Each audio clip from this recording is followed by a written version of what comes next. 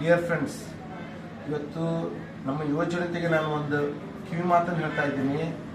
ಇದು ನಿನ್ನೆ ದಿವಸ ಗಣಪತಿ ಹಬ್ಬದ ವಿಸರ್ಜನಾ ಸಂದರ್ಭದಲ್ಲಿ ಈ ಕೆರೂರಿನ ಯುವಕ ಆ ಡಿಜೆ ಸೌಂಡಿನ ಮುಂದ್ಗಡೆ, ಆ ಸೌಂಡ್ ಬಾಕ್ಸ್ ಮುಂದ್ಗಡೆ ಹೋಗಿ ನಿಂತುಕೊಂಡಿದ್ದಾನೆ. ಕೇವಲ ಒಂದು 15-20 ನಿಮಿಷ ನಿಂತುಕೊಂಡಿದ್ದಾನೆ.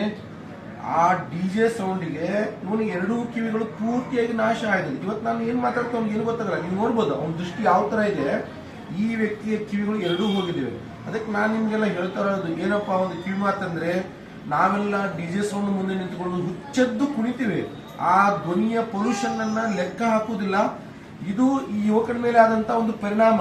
ಆದ್ರೆ ಚಿಕ್ಕ ಚಿಕ್ಕ ಮಕ್ಕಳ ಮೇಲೆ ಏನಾಗ್ತದೆ ಅಂತ ನಾವು ಯಾರು ವಿಚಾರ ಮಾಡೋದಿಲ್ಲ. ಹೊಟ್ಟೆಲಿರ್ತಕ್ಕಂಥ ಪ್ರೆಗ್ನೆಂಟ್ ವುಮನ್ಗಳು, ಹೊಟ್ಟೆಲಿರ್ತಕ್ಕಂಥ ಮಗುವಿನ ಬುದ್ಧಿಮಾಂದ್ಯನೂ ಹೋಗುತ್ತೆ, ಹೃದಯ ದೌರ್ಬಲ್ಯ ಆಗ್ಬೋದು, ಹಾರ್ಟ್ ಅಟ್ಯಾಕ್ ಆಗ್ಬೋದು. ಇವತ್ತು ಇದು ಒಂದು ಜ್ವಲಂತ ಉದಾಹರಣೆ. ನನ್ನ ಮುಂದೆ ಕುಂತಿದ್ದಾನೆ ಈ ವ್ಯಕ್ತಿ.